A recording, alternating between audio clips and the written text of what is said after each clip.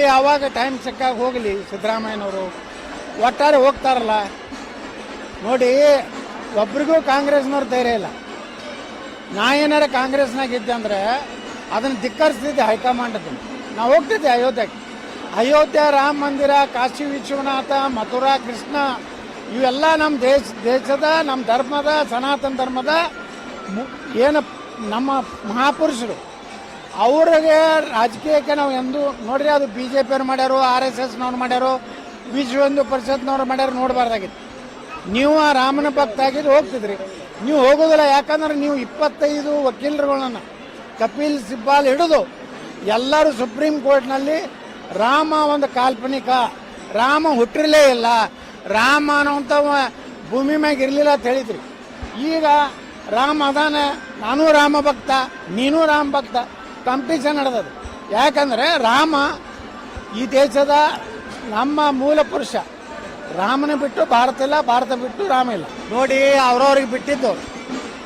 ಆದ್ರೆ ಒಂದು ತಿಳ್ಕೋಬೇಕು, ಈ ಒಂದು ಭಾರತದ ಭವಿಷ್ಯವನ್ನು ಮುಂದಿನ ದಿನಗಳಲ್ಲಿ ಅಯೋಧ್ಯ ರಾಮ ಮಂದಿರದ ಪ್ರತಿಷ್ಠಾಪನೆ, ರಾಮಲಲ್ಲಾನ ಮೂರ್ತಿ ಪ್ರತಿಷ್ಠಾಪನೆ ಆದ ನಂತರ ಭಾರತದಲ್ಲಿ ಹೊಸ ಹಿಂದೂ ಯುಗ ಪ್ರಾರಂಭ ಆಗುತ್ತದೆ. ಅದು ಕೇವಲ ಭಾರತದಲ್ಲ, ವಿಶ್ವದಲ್ಲೇ ಇವತ್ತು ಹಿಂದೂ ಯುಗ ಪ್ರಾರಂಭ ಆಗ್ತದೆ. ಹಿಂದೂ ಧರ್ಮ ನಾಶ ಆಗ್ತೈತೆ ಅನ್ನೋವಂಥವ್ರಿಗೆ ರಾಮ ಜನ್ಮಭೂಮಿಯ ಮೂಲಕ ಜಗತ್ತಿಗೆ ಮತ್ತೊಮ್ಮೆ ಹಿಂದುತ್ವ, ಸನಾತನ ಧರ್ಮ ಮತ್ತೊಮ್ಮೆ ಜಗತ್ತನ್ನು ಪಸರಿಸ್ತದೆ. ಉಳಿದ ಎಲ್ಲ ಧರ್ಮದವರು ವಾಪಸ್ ಮೂಲ ಸನಾತನ ಧರ್ಮಕ್ಕೆ ಬರ್ತಾರೆ, ಜಗತ್ತೇ ಹಿಂದೂ ಧರ್ಮ ಆಗ್ತದೆ.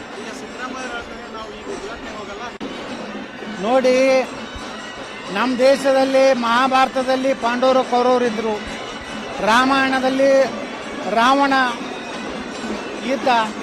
ಹಂಗೆ ಕಾಂಗ್ರೆಸ್ಸು ಕೌರವರ ಪಾತ್ರವನ್ನು, ರಾವಣನ ಪಾತ್ರವನ್ನು ವಹಿಸ್ತಾ ಇದೆ.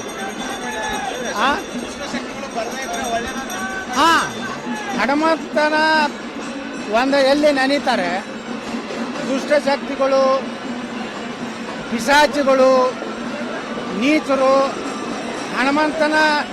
ಹನುಮಾನ್ ಚಾಲಿಸದಿಂದ ಎಲ್ಲಾನು ನಾಶ ಆಗಿ ಹೋಗ್ತಾರೆ, ಓಡಿ ಹೋಗ್ತಾರೆ. ಜಿ ಪರಮೇಶ್ವರ್ ಬಗ್ಗೆ ಗೌರವ ಇದೆ, ಒಬ್ಬ ಕರ್ನಾಟಕದ ಸುಸಂಸ್ಕೃತ ರಾಜಕಾರಣಿ. ನಾ ಅವರಿಂದ ಇಂಥದ್ದು ನಿರೀಕ್ಷೆ ಮಾಡೋದಿಲ್ಲ. ನಿಮ್ಗೆ ಧೈರ್ಯ ಇದ್ರೆ ಹೇಳಬೇಕು. ಇಲ್ಲ, ರಾಮನ ನಾನು ದಿನಾನು, ಅವರು KH ಮುನಿಯಪ್ಪ ಅವ್ರು ಹೇಳ್ಯಾರ, ನಾ ದಿನಾನು ರಾಮನಾಮವನ್ನು ಜಪನೆ ಮಾಡ್ತೀನಿ ಅಂತ ಹೇಳ್ಯಾರ, ಅನೇಕರು ಹೇಳ್ಯಾರ. ಆದರೆ ನಿಮ್ಮ ವೈಯಕ್ತಿಕ ಧಾರ್ಮಿಕ ಹಕ್ಕಿದೆ, ನೀವು ಹೋಗಬೇಕು. ನೀವು ನಿಮ್ಮ ಇಡೀ ಹಿಂದೂಗಳನ್ನು ನಿಮ್ಗೆ ಓಟ್ ಹಾಕ್ಯಾರ. ಎಂಥ ಮೂರ್ಖತನ ಆಯಿತು. ನಾಳೆ ನಾ ಸಾಯಬೇಕಾದ್ರೂ ಹೈಕಮಾಂಡ್ ಪರ್ಮಿಷನ್ ಬೇಡಬೇಕಾದ ಪರಿಸ್ಥಿತಿ ಕಾಂಗ್ರೆಸ್ ಗುಲಾಮಗಿರಿಯ ಸಂಕೇತ ಅನ್ನೋದಕ್ಕೆ ಪರಮೇಶ್ವರ್ ಹೇಳಿಕೆನೆ ಒಂದು स्पष्टवादंत कांग्रेस ने संदेश। ऐसे ही खबर देखने के लिए UTV न्यूज एक्सप्रेस को लाइक करें, शेयर करें, कमेंट करें और सब्सक्राइब करना ना भूलिए। आपके विचार हमारे लिए बहुत मायने रखते हैं।